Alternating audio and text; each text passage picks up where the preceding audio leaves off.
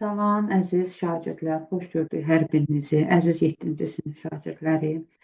Biz sizlərlə bugün 7-ci sinifdə 1-ci fəslin, 1-ci bölmənin ümumiləşdirici tapşırıqlarına baxaq. Ümumiləşdirici tapşırıqlardan başlayaq birincidən. Birincidə bizə nə deyilir? Bizə deyilir ki, Azər atasından aldıqları yeni televizorun ekran ölçüsünü soruşdu. Atası 75 düym olduğunu dedi. Televizorun diaqonalının ölçüsü neçə metrdir? Və buradan da bizə deyilir ki, 1 düym 2,54 santimetrə bərabərdir. Beynəlxalq sistemlər vahidində əsas vahid metrdir. Ancaq televizor ekranında, sonra kompüter, planşet ekranında düymdən istifadə olunur. Düym isə əsas vahid deyil. İndi bizə bunu verib, düyümlə verilib, biz onu keçirtməliyik əsas vahidə, yəni metrə çevirməliyik. Bizə burada verilib ki, bir düyüm, deməli, bir düyüm 2,54 santimetrə bərabərdir. Onda birinci sualımızın həlli. 75 düyüm, yəni yazacaq 75 düyüm bərabərdir. Biz bilirik ki, bir düyüm 2,54 santimetrdir. 75, bir düyümün yerinə yazacağım 2,54 santimetr. Bunu kalkulyatorla hesablayaq və yaxud da özünüz ayrıca bir vərəqdə hesablamaq olar. 75-i vururuq 2,54-ə və bizə verir 190,5 santimetr. Ancaq bizdə cavabda neçə metr olduğunu soruşur. Biz bilirik ki, 1 metr 100 santimetrdir. Onda 1 santimetr metrimizin 100-1-nə bərabərdir. Yəni 1 santimetr 100-1 metrdir. Biz bunu metrə çevirmək üçün, bax biz dedik ki, 1 santimetr 100-1 metrdir. Onda bu santimetrin yerdə yazıram 190,5, santimetrin yerinə yazıram 0,100-1 metr. Bunu da vuranda elə 1,905 metr. Deməli, televizorumuzun ekranı 1,905 metrə bərabərdir. İkinci sualımızda isə bizə belə deyilir. Verilənlərdən hansı fiziki kəmiyyətdir? Yəni, bizdən fiziki kəmiyyəti soruşur. Burada saniyə zaman vahididir. Bu vahiddir. Saniyə zaman vahididir. Metr uzunluq vahididir. Bu da vahiddir. Kiloqram kütlə vahididir. Bu da vahiddir. Dəqiqə zaman vahididir. Bu da vahiddir. Ancaq zaman fiziki kəmiyyətdir. Doğru cavab D variantı. Üçüncü suala gəlib keçirik. Üçüncü sualda isə bizə verilir ki, Euler-Venn diaqramında uzunluq və zaman üçün uyğun bənləri müəyyən edin. Deməli, biz Euler-Venn diaqramını uzunluq və zaman üçün quracaq. İndi oxuyaq.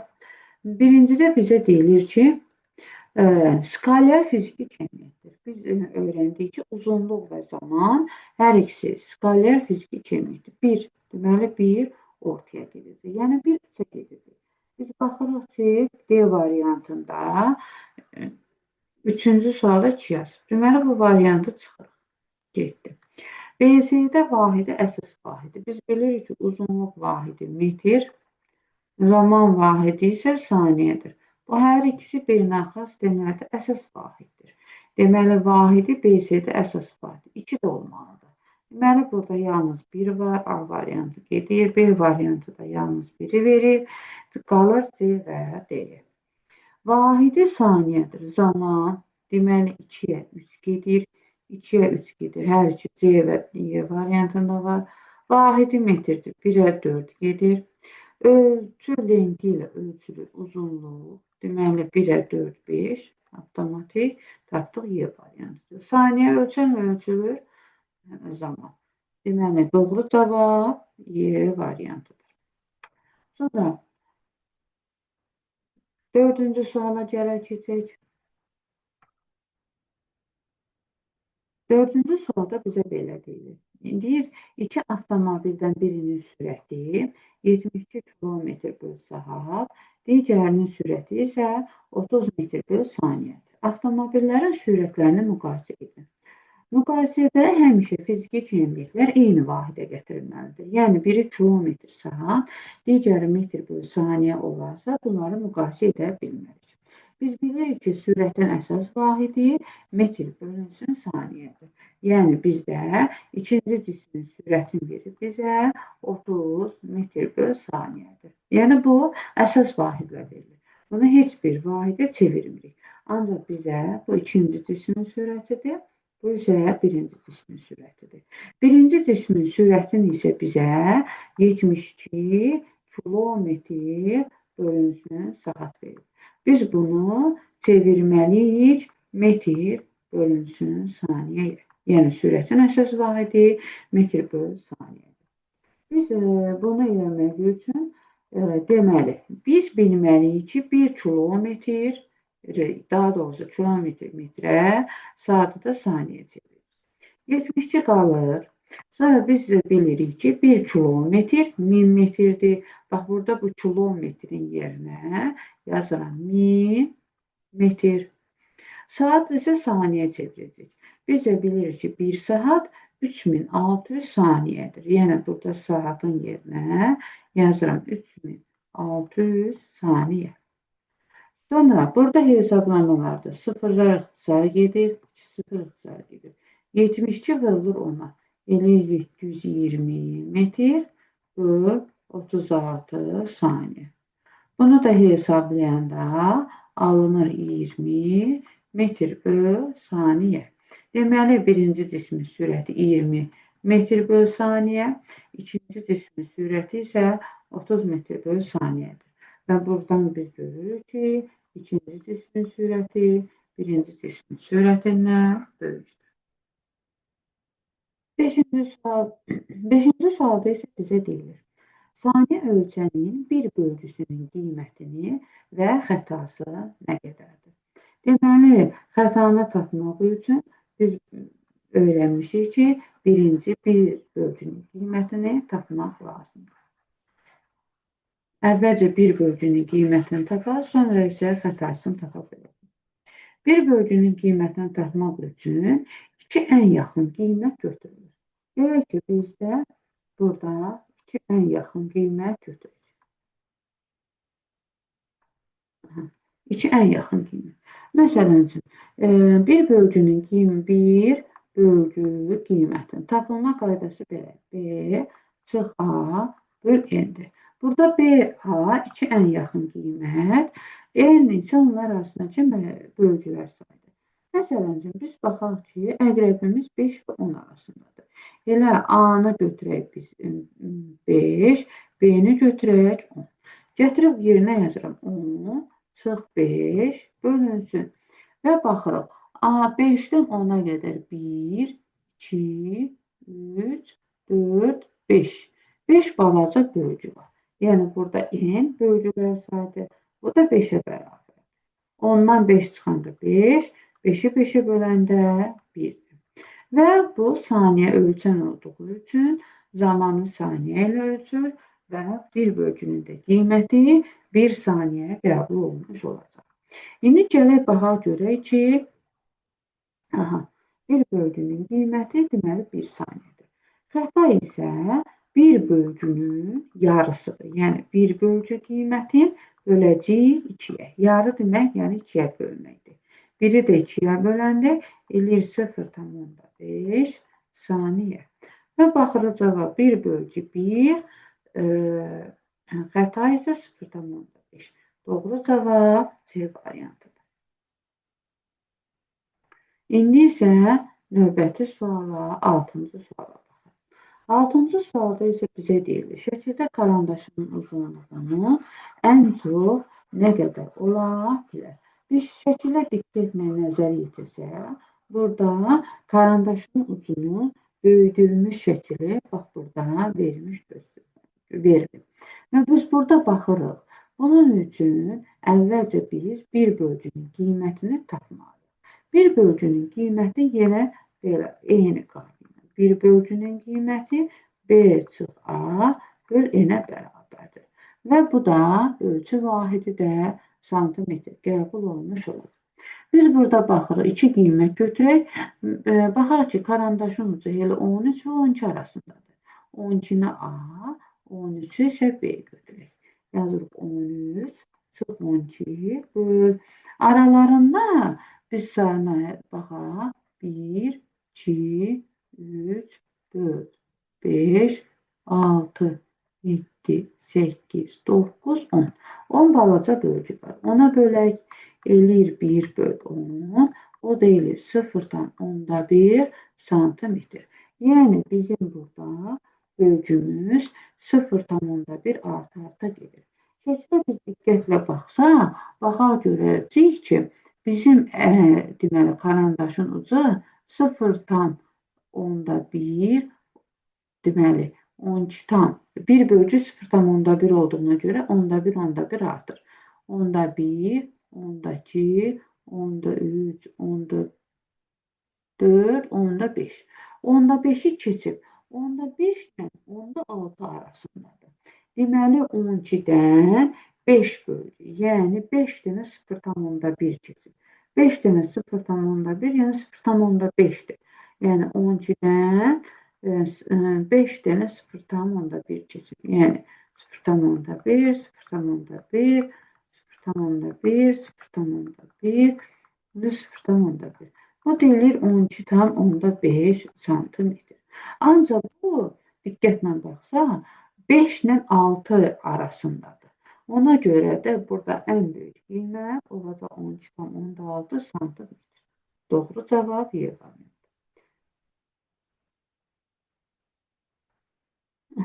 Sonra bizə belə deyilir. 7-ci sualda. Şəkildə voltmetrlə bağlı hansı fikirlər doğrudur? Baxaq, deyir birinci voltmetrlə gərginliyi daha dəqiq ölçmək olar. Biz dərs keçən vaxt ölçmələrdə dəqiqlik dərsində öyrənmişik ki, əgər daha doğrusu cihaz üzərində göstərişlər üzərində nə qədər bölgülərin sayı çox olarsa, voltmetrin dəqiqliyi bir o qədər çox olar. Biz baxırıq ki, burada daha doğrusu həm də bunu baxırıq ki, burada 50-50 artır bölgülər. 0-dan 50, 100, 150, burada isə 10-dan artır.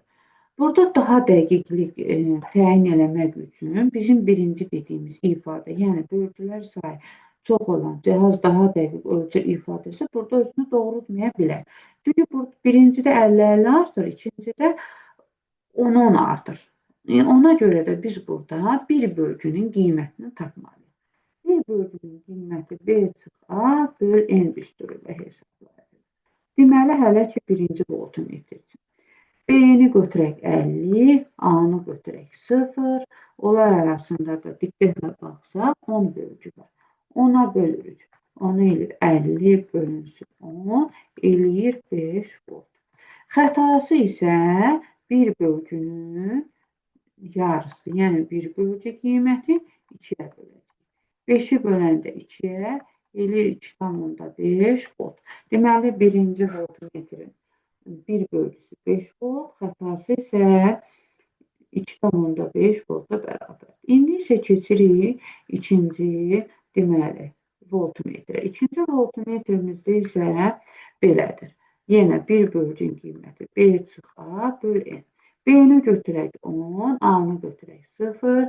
Aralarında baxsaq, burada 1, 2, 3, 4, 5. 5 bölgü var.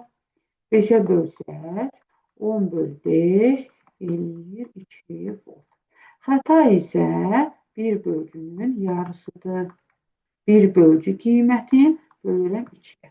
Yəni 2 böl 2 bərabərdir 1 volt. Və biz buradan hesabladıq ki, ikinci voltmetrin xətası 1 voltdur, birincininki 2,5'dir. Deməli, ikinci voltmetrimiz daha dəqiq ölçür, çünki az xəta verir.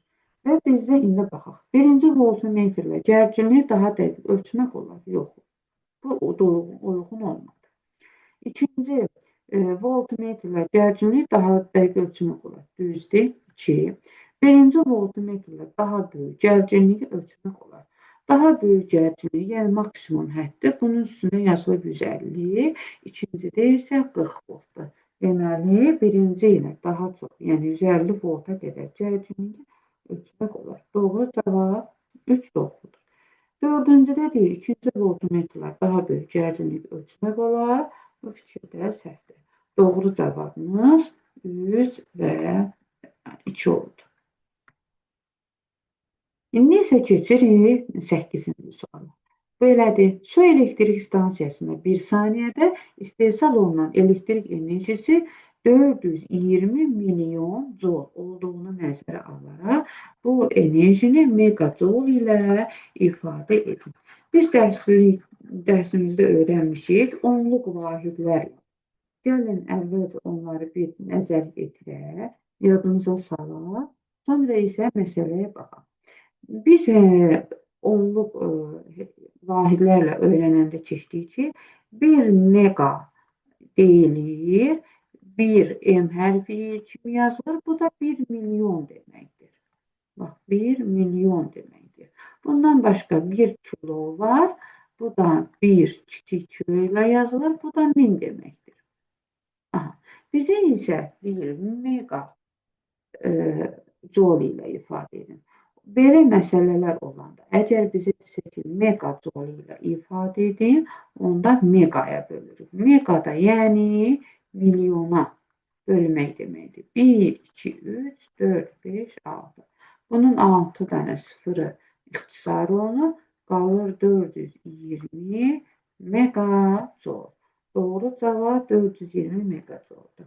Yox, əgər bizdən birdən başqa suallarda soruşsa ki, bunu kilojoule ifadə edin. Kilojoule ilə ifadə edəndə belə yazırıq 420 milyon joule. Bunu keçirməliyik kilojoule, yəni kilojoule. Kilo necə deməkdir? 1000. Ona görə bölürük 1000-ə. 1000-ə böləndə bu 3 sıfırla 3 sıfır gedir. Qalır 420 min kilo.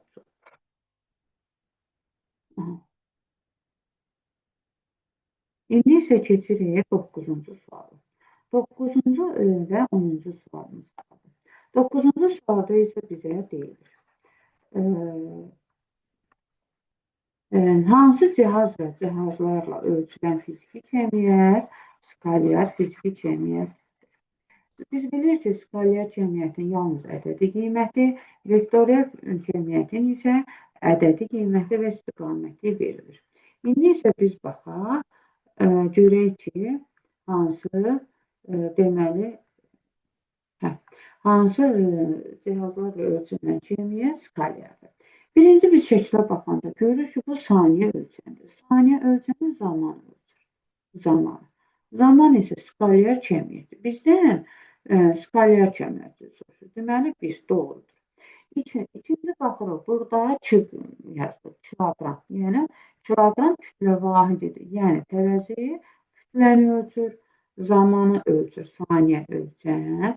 Yəni, bu saniyə ölçəndir, saniyə ölçən, zamanı ölçür, zaman skalyardır, düzdür.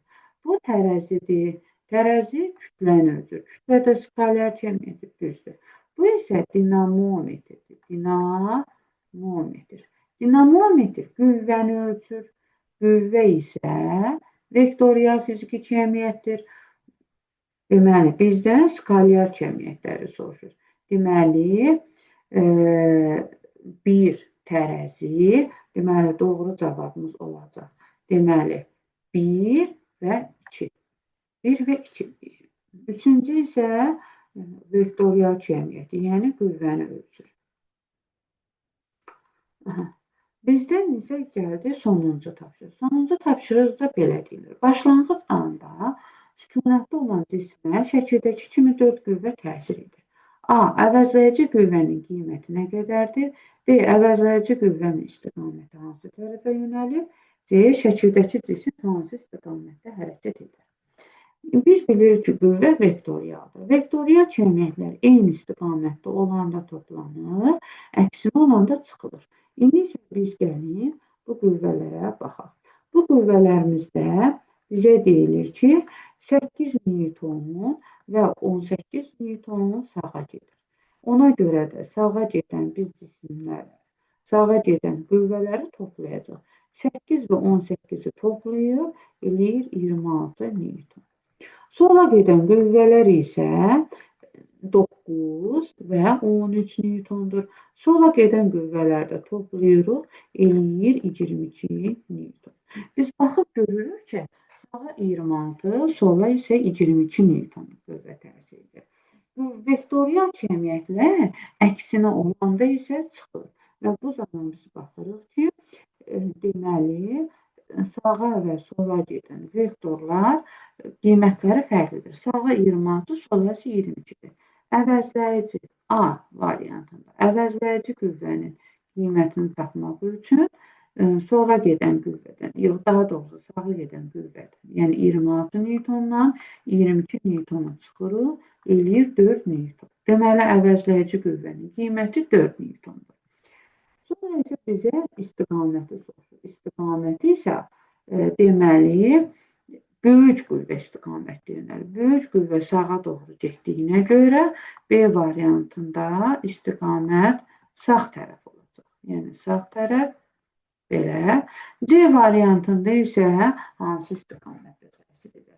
Cisim əvəzləyici qüvvə, yəni böyük qüvvə istiqamətdə də hərəkət edəcək. Məsələn, burada da cavab olacaq sağ tərəf. Məsələn, biz kəndirdartma yarışında, məktəblərdə ən çox qol güləşi yarışında görürük.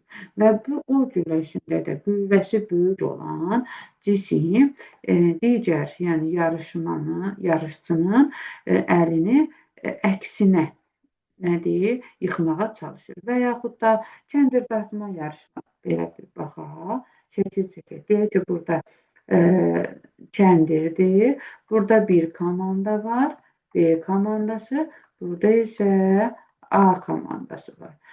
Deməli, B komandası sağa, A komandası isə sola dağılır. Kəndirdartma yarışında da biz görürük ki, müşahidə eləmişik ki, hansı komandanın qüvvəsi çoxdursa, kəndiri də həmin istiqamətdə də hərəkət etdirəcəklər.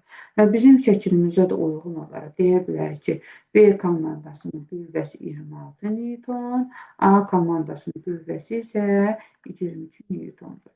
Onda belə biz görəcəyik ki, B komandamız qalib gəlir, ipi də sağa doğru dartmış olurlar. Və A komandası da məcbur olaraq sağa doğru hərəkət edəcək. Dərsimiz bu qədər. Əziz şagirdlər, videolarımızı paylaşın, sinif yoldaşlarınızla, tanışınızla, onlar da dərslərimizə baxsınlar, öyrənsinlər, onlar da yararlanmış olsunlar bizim dərslərimizə. Dərslərimizə baxın, öz fikirlərinizi bildirməyi unutmayın. Hələlik növbəti dərsimizdə görüşənədək.